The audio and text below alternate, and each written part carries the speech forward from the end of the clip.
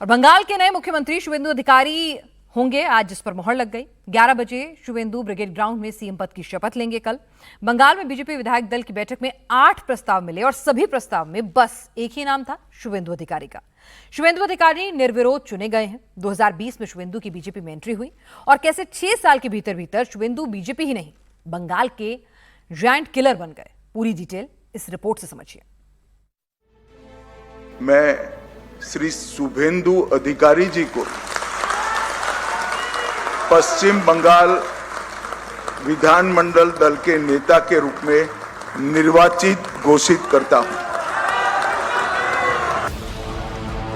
BJP ने बंगाल में अपना चेहरा चुन लिया है। बंगाल को उसका मुख्यमंत्री मिल गया है और बंगाल के हिंदुओं को एग्रेसिव हिंदुत्व का नया नायक मिल गया है।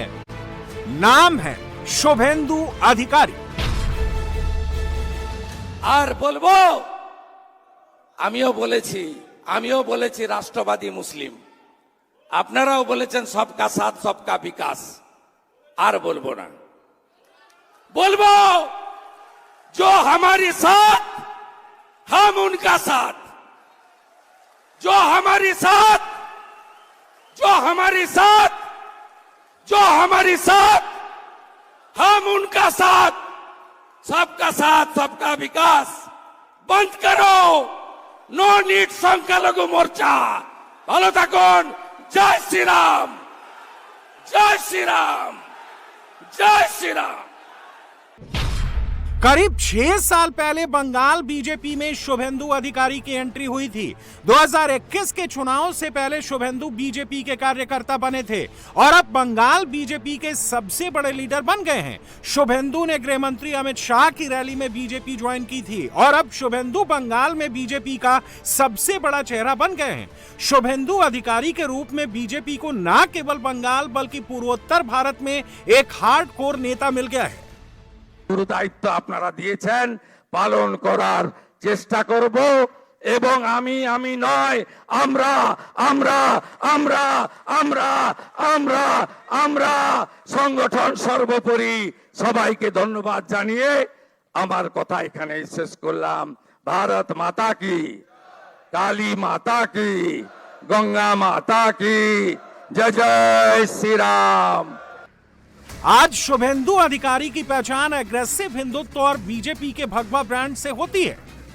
आज शुभेंदु को पश्चिम बंगाल का सबसे बड़ा जायंट किलर कहा जा रहा है, लेकिन ये बात बहुत कम लोगों को पता होगी कि जिस ममता बनर्जी को हराकर बंगाल की सत्ता पर कब्जा किया है, कभी ममता के लिए उस सत्ता की सीढ़ियां बनाने वाले शुभेंदु ने अपना खून और पसीना दोनों बहाया था। शुभेंदु अधिकारी ব্রাহ্মণবাড়ির ছেলে, সনাতন ধর্ম মানি। আমি শুভেন্দু অধিকারী যতদিন জনপ্রতিনিধি ছিলাম, রাজনৈতিক কর্মী ছিলাম, আমার সেবা আমার কর্ম সবটাই মানব ধর্ম। एक वक्त ऐसा भी था जब ममता बनर्जी और शुभेंदु अधिकारी की कुर्सी अगल बगल लगती थी। आज जितनी दूरियां ममता और शुभेंदु के बीच दिखती हैं, एक वक्त ऐसा भी था जब इन दोनों नेताओं के बीच खुले कमरे में लिफाफे के पीछे से बातचीत होती थी। आज जिस शुभेंदु अधिकारी को बंगाल में ममता का सबसे बड़ा सियासी प्रतिद्वंदी कहा जाता है, वही शुभेंदु कभी ममता के सबसे खासम खास थे, ममता के सबसे बड़े सियासी सिपहसालार।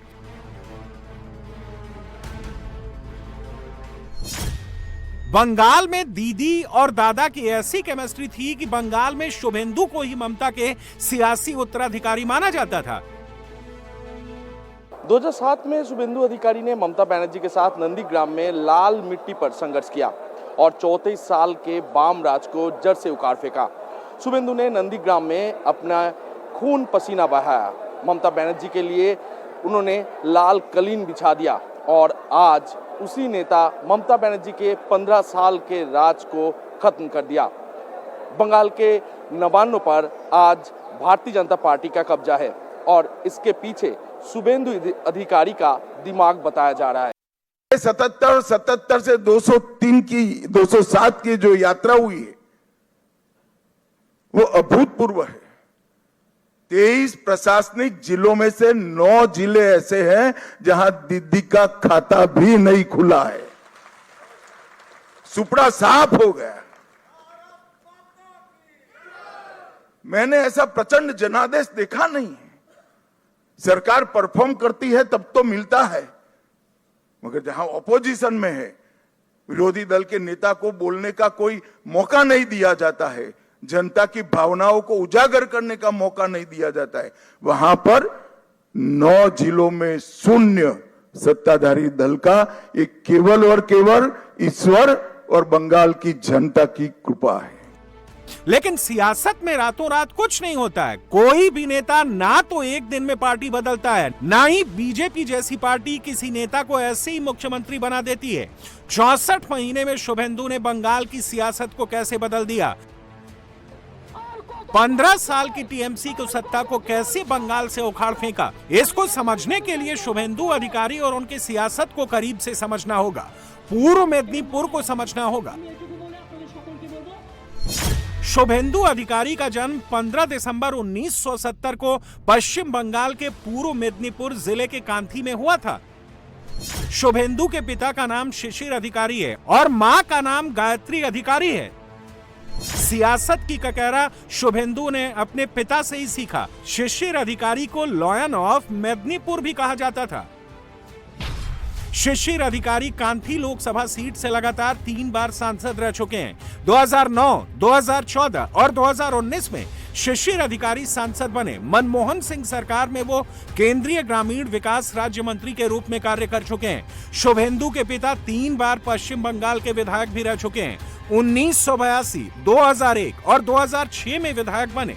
शिशिर अधिकारी 25 से अधिक वर्षों तक कांथी नगर पालिका के अध्यक्ष भी रहे। शुभेंदु को सियासत भले ही विरासत में मिली थी, लेकिन आज जिस जगह पर शुभेंदु अधिकारी हैं, इसके पीछे 37 सालों की जमीनी मेहनत और संघर्ष है। कांथी के किला पर अधिकारी परिवार की तूती बोलती है, लेकिन आज शुभेंदु के हार्ड हिंदुत्व की तूती पूरे बंगाल में बोल रही है।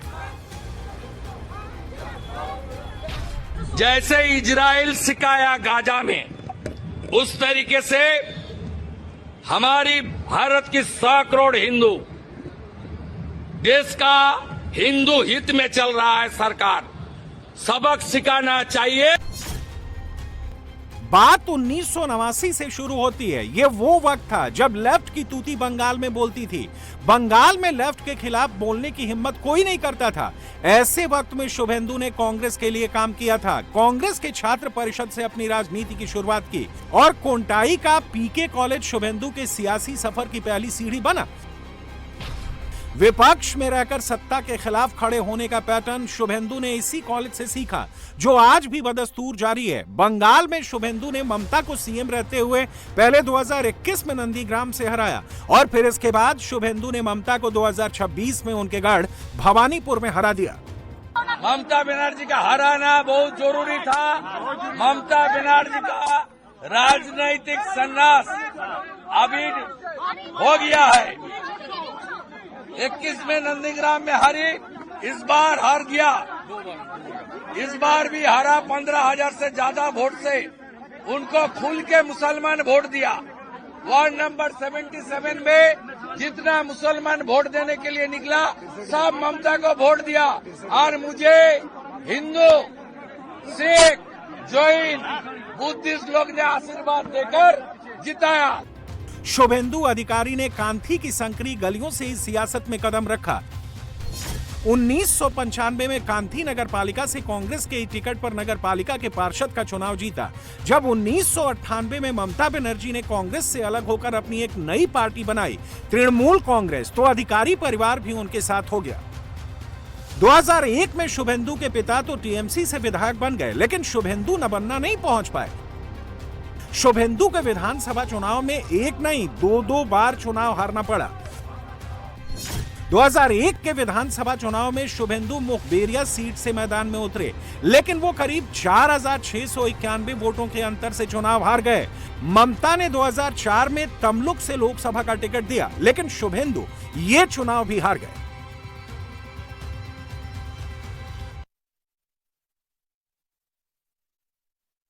कैसे व्यक्ति है जो 2 बार सांसद रहे हैं, 4 बार के 5 बार के विधायक हैं, 4-5 विभागों के मंत्री रहे हैं, 5 साल नेता प्रतिपक्ष रहे हैं, लंबा राजनीतिक और संसदीय राजनीति का अनुभव है। ऐसा एक व्यक्ति के नेतृत्व में पश्चिम बंगाल में भारतीय जनता पार्टी, जिसके नेतृत्व में सरकार बनाने जा रही है, मुझे आशा नहीं, पूरा विश्वास है कि एक मजबूत सरकार, निर्णायक सरकार शुभेंदु अधिकारी के नेतृत्व में भारतीय जनता पार्टी की बनने जा रही है। एक उभरते हुए नेता के लिए बैक टू बैक 2 हार एक बड़ा झटका थी। किसी भी नेता का मनोबल तोड़ने के लिए यह काफी था, लेकिन शुभेंदु अधिकारी शुरू से ही ऐसे फाइटर थे जो हार के बाद उनकी ताकत से दोबारा खड़े होते थे।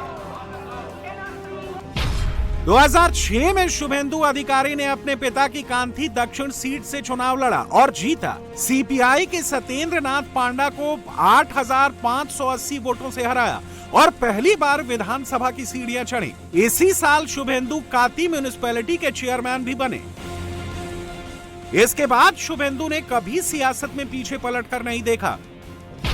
अपने सियासी सफर में शुभेंदु 2 बार 2009 और 2014 में तामलुक लोकसभा सीट से सांसद रह चुके हैं। 4 बार वो एमएलए रह चुके हैं। হিন্দু ঘরে ধ্বজ লাগাতে হবে আজ সকালের মধ্যে সব হিন্দু ঘরে ধ্বজ উঠবে একদম সেপারেট করে দাও এখানকার এই সব জিহাদি মৌলবাদীদের সাথে আমাদের হিন্দুদের আর সব মন্দিরে মাইক টাঙাও এবং হর্ন দাও গোটা গ্রামে। 20 साल में शुभेंदु एक विधायक से सीएम की कुर्सी तक पहुंच गए। আগামী দিনে আপনাদের স্বপ্ন পূরণ করার কাজ ভারতীয় জনতা পার্টির সরকার করবে। আমাদের নেতা নরেন্দ্র মোদীজি যে গ্যারান্টি দিয়েছেন সব গ্যারান্টি পূরণ করার কাজ ভারতীয় জনতা পার্টির সরকার করবে। আমি নয়, আমরা নীতিতে ভারতীয় জনতা পার্টির সরকার করবে। কথা কম কাজ বেশি ভারতীয় জনতা পার্টি করবে। लेकिन बंगाल की सियासत में शुभेंदु के नाम की गूंज उस वक्त सुनाई दी जब 2007 में लेफ्ट सरकार ने नंदीग्राम में केमिकल हब यानी स्पेशल इकोनॉमिक जोन बनाने का फैसला किया था। इस बड़े प्रोजेक्ट के लिए किसानों के लगभग 10,000 एकड़ जमीन का अधिग्रहण होना था। किसान धरने पर थे और ममता उनके साथ थी। शुभेंदु अधिकारी तब इस पूरे जमीनी आंदोलन में स्थानीय स्तर पर एक बड़े रणनीतिकार और कमांडर की भूमिका में थे। उन्होंने जमीन पर कैडर को जोड़ा और आंदोलन को एक राजनीतिक धार दी और इसी आंदोलन से ममता बंगाल के सत्ता की सिरमौर बनी थी। मां, माटी, मानुष का नारा भी आंदोलन से निकला था। नंदीग्राम के संघर्ष ने शुभेंदु अधिकारी को ममता बनर्जी का सबसे भरोसेमंद फील्ड कमांडर बना दिया। तृणमूल की कमान भले ही ममता बनर्जी के हाथ में थी, लेकिन संगठन की कमान शुभेंदु अधिकारी के पास थी। उस दौर में ममता बनर्जी के साथ ना बॉबी दिखाई देते थे यानी फिराद हकीम, ना ही अभिषेक बनर्जी। संगठन के कमांडर के तौर पर ममता के कंधे से कंधा मिलाकर टीएमसी के लिए शुभेंदु अधिकारी ने जमीन मजबूत की और कदम दर कदम वाम के गढ़ को ध्वस्त करने में शुभेंदु अधिकारी ने एक बड़ी भूमिका निभाई। लेकिन ममता और शुभेंदु का अविश्वास उसी साल 21 जुलाई को तृणमूल की पहली शहीद दिवस रैली में हुआ, जब ममता ने अपने भतीजे अभिषेक बनर्जी के राजनीति में प्रवेश की घोषणा की। उस साल मात्र 24 साल के अभिषेक को तृणमूल कांग्रेस की युवा इकाई का अध्यक्ष बनाया गया, जो टीएमसी युवा कांग्रेस के समानांतर संगठन था। इस फैसले से शुभेंदु बेहद नाराज थे, क्योंकि पार्टी के संविधान में 2 युवा संगठनों के लिए कोई जगह नहीं थी। 2014 में शुभेंदु को तृणमूल युवा कांग्रेस के अध्यक्ष पद से हटा दिया गया और कुछ महीनों बाद इस संगठन का युवा कांग्रेस में विलय कर दिया गया। ममता ने शुभेंदु को मंत्रिमंडल में जगह दी, परिवहन मंत्री और जलमार्ग मंत्री का कार्यभार दिया। लेकिन पार्टी में अभिषेक बनर्जी का बढ़ता हुआ कद शुभेंदु को यह बात पसंद नहीं आई। शुभेंदु ने ममता बनर्जी पर परिवारवाद का आरोप लगाते हुए इस्तीफा दे दिया। शुभेंदु ने ममता का साथ छोड़कर अमित शाह का हाथ थाम लिया और फिर बंगाल में बीजेपी के लिए एक नया नेटवर्क तैयार किया। बंगाल में बीजेपी को एक ऐसा ही नेता चाहिए था जो टीएमसी के खिलाफ बीजेपी का कैडर खड़ा कर सके और जो बीजेपी के हिंदुत्व और राष्ट्रवाद वाले एजेंडे पर फिट हो। और शुभेंदु ने पिछले 5 साल में सिर्फ इसी लाइन पर हार्ड हिटिंग ही की है। भगवान पुरुषोत्तम रामचंद्र महाराज हम लोग का दिल में है, भारत का शान है, मान है, पूज्यपाद है। जितना उसका खिलाफ बोलेगा उसका भारत के असम्मान होगा, इसका सीधे सीधे असर चुनाव में पड़ेगा। शुभेंदु पर शाह को इसलिए भी भरोसा है कि बंगाल में टीएमसी के एक एक बूथ को शुभेंदु ने मजबूत किया था। टीएमसी के हर एक बूथ पर शुभेंदु का डायरेक्ट कनेक्शन था।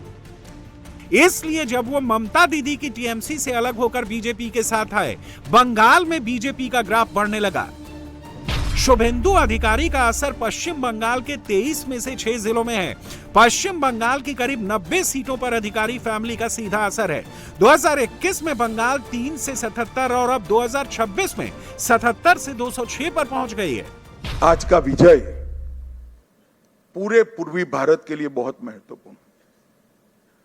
2014 में प्रधानमंत्री जी ने कहा था कि पश्चिम और पूर्व दोनों का विकास एक समान होना चाहिए, और आज अंग बंग कलिंग और असम एक प्रकार से पूरी बंगाल प्रेसिडेंसी आज भारतीय जनता पार्टी के ध्वज के नीचे आ गई है। और जिन लोगों ने पूर्वी भारत को विकास से महरूम रखा, उनको सत्ता से बेदखल करने का काम पूरे पूर्वी भारत ने किया। जंगल महल का इलाका, जो इलाका कभी लेफ्ट का गढ़ था, उसे शुभेंदु ने ही टीएमसी का गढ़ बनाया था। लेकिन अब पश्चिम मेदिनीपुर, पुरुलिया और बांकुड़ा में बीजेपी का झंडा लहरा रहा है। जंगल महल में बीजेपी ने पूर्व मेदिनीपुर की सभी 16 सीटों पर जीत दर्ज की। पुरुलिया की 9, बांकुड़ा की 11, पश्चिम मेदिनीपुर की 12 सीटें जीती। शुभेंदु अधिकारी भले ही पहले टीएमसी में रहे और ममता बनर्जी के सबसे खास लोगों में टॉप पर रहे, लेकिन उनकी शुरुआत वहीं से हुई जहां से भाजपा के ज्यादातर नेताओं की होती है। शुभेंदु अधिकारी का शुरुआती जीवन राष्ट्रीय स्वयंसेवक संघ की शाखा में ट्रेनिंग में भी गुजरा। आरएसएस के बैकग्राउंड ने भी शुभेंदु अधिकारी के लिए एक बोनस पॉइंट की तरह काम किया है।